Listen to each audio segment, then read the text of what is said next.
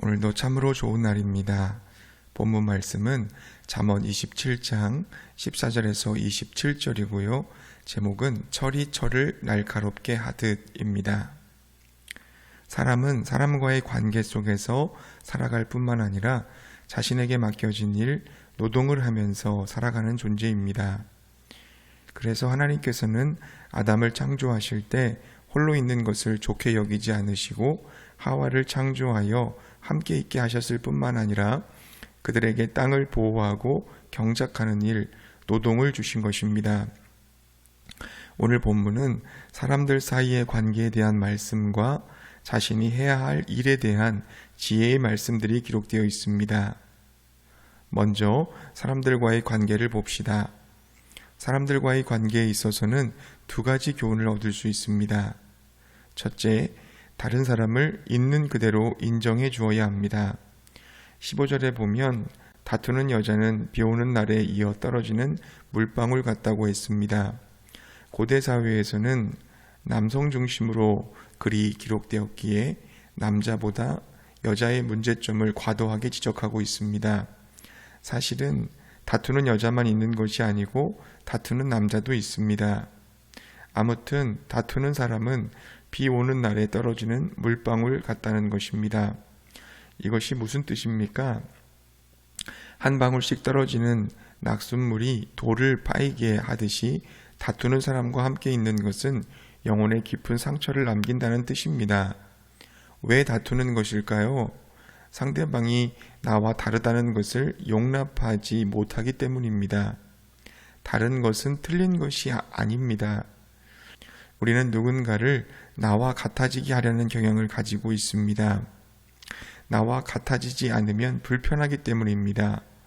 그래서 누군가에게 폭력을 가하여 나와 같아지라고 강요합니다. 이것을 폭력적 동화라고 말합니다. 그런 사람과 함께 있는 것은 굉장히 피곤한 일입니다. 오히려 우리는 화의부동을 지향해야 합니다. 조화를 이루기는 하지만 같아지지는 않는 것입니다. 꽃밭에 하나의 꽃만 피어 있을 때보다 다양한 꽃들이 조화를 이루어 피어 있을 때 더 아름다운 법입니다. 하나님은 우리를 다양하게 만드셨고 그 다양성 속에서 조화를 이루어 가기 원하십니다. 그러므로 우리는 다른 사람을 있는 그대로 인정해 주어야 하는 것입니다.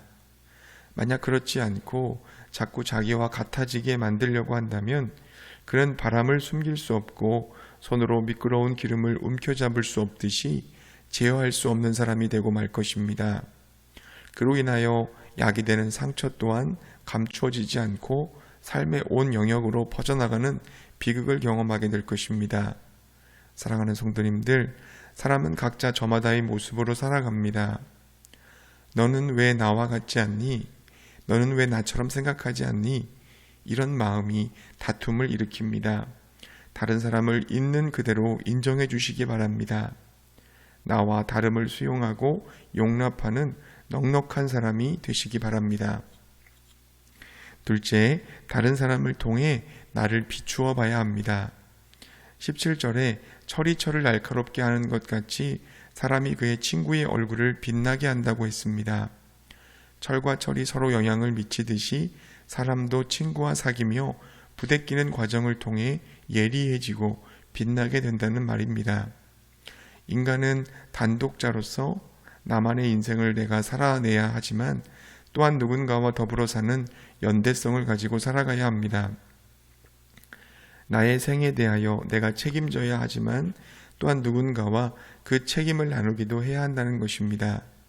그러므로 함께 삶을 나눌 수 있는 친구를 잘 만나야 합니다. 로마의 키케로라는 철학자는 우정에 대해 이렇게 말했습니다. 만약 이익이 우정의 접착제라면 이익이 사라지면 우정도 풀어질 것이다. 우정의 큰 재앙은 대중들의 경우에는 금전욕이고 상류층의 경우는 관직과 명예에 대한 경쟁이다. 또 그는 이렇게 말했습니다. 도의에 어긋나는 것은 요구해서도 안 되고 또 요구받더라도 들어줘서는 안 된다. 그렇습니다. 사람은 친구와의 만남을 통해 더 나은 존재로 되어가는 것입니다. 19절은 또 이렇게 말씀합니다.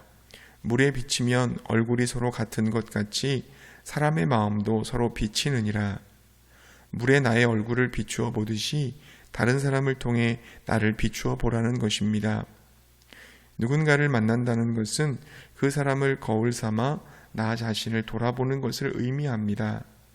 그리고 나도 누군가를 비추어주는 거울이 되어야 합니다.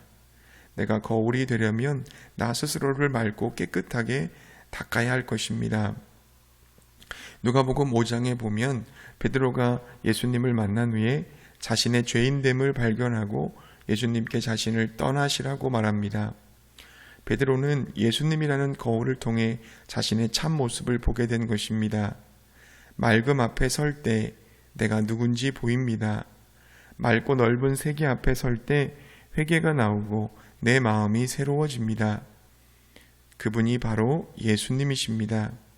그분 앞에서 나의 자금, 더러움을 깨닫게 되고 정결하고 깨끗해지시기 바랍니다. 그리하여 나도 누군가의 거울이 되어줄 수 있기를 바랍니다. 그때 우리의 만남을 통해 우리는 더욱 거룩한 하나님의 사람으로 빚어지게 될 줄로 믿습니다. 이제 노동, 일에 관한 교훈을 한 가지 살펴보도록 하겠습니다. 그것은 일을 통해 자신의 삶에 만족하라는 것입니다. 23절에 내 양떼의 형편을 부지런히 살피며 내 소떼에게 마음을 두라고 했습니다. 이것은 팔레스타인의 유목사회를 배경으로 한 교훈입니다. 양떼의 얼굴 하나하나를 기억하고 돌보라고 권면합니다. 무슨 뜻입니까? 자기에게 주어진 일을 정성스럽게 감당하라는 것입니다. 주어진 일상의 삶의 자리에서 정성을 다해 살라는 것입니다. 그러나 재물의 욕심을 내서는 안 됩니다. 재물은 영원하지 않습니다. 정치적, 종교적 영광을 상징하는 면류관도 영원하지 않습니다. 내게 왔다가 잠시 머물고 때가 되면 떠나갑니다. 잠시 내게 맡겨진 것을 영원한 소유물로 착각하면 안 되는 것입니다. 인간의 욕망은 끝이 없습니다. 소유욕, 쾌락욕, 명예욕은 이 세상으로부터 난 것입니다. 이것이 우리를 불행하게 만들기에 우리에게는 자족하는 마음이 필요합니다. 나는 만족합니다. 이 정도면 충분합니다. 이런 고백을 할 수 있어야 합니다. 내가 하고 있는 일, 노동을 성실하게 감당하면서 만족할 수 있는 저와 여러분이 되시기 바랍니다. 25절에 보면 풀을 벤 후에는 새로 싹이 돋고 산에서 꼴을 거둘 수 있다고 했습니다. 자연은 가축들의 먹거리를 제공합니다. 또 가축들의 털은 옷이 되고 염소는 밭을 구입하는 값이 됩니다. 하나님께서 이 모든 것을 공급하시는 것입니다. 그러므로 사랑하는 성도님들, 넘침을 추구하지 말고 하나님의 은혜 안에서 주어지는 자연의 혜택을 누리며 현지에 만족한 삶을 사시기 바랍니다. 이것이 하나님이 주시는 축복인 줄로 믿습니다. 말씀을 정리합니다. 다른 사람을 나의 기준에 맞추려고 하지 맙시다. 있는 그대로를 인정해주고 수용하면서 상대방의 상황과 형편을 살펴주시기 바랍니다. 또 상대방을 통해 나 자신을 반성해보고 나를 통해 상대방을 볼 수 있도록 하십시다. 서로 영향받기를 주저하지 말고 서로에게 선한 영향을 끼치도록 자신을 맑게 다듬어 가시기 바랍니다.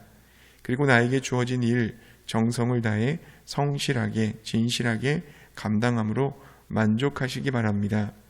과도한 욕망의 노예가 되어 물질에 마음을 두지 말고 내게 주어진 일, 사명에 충성하는 것으로 행복을 누리시기 바랍니다.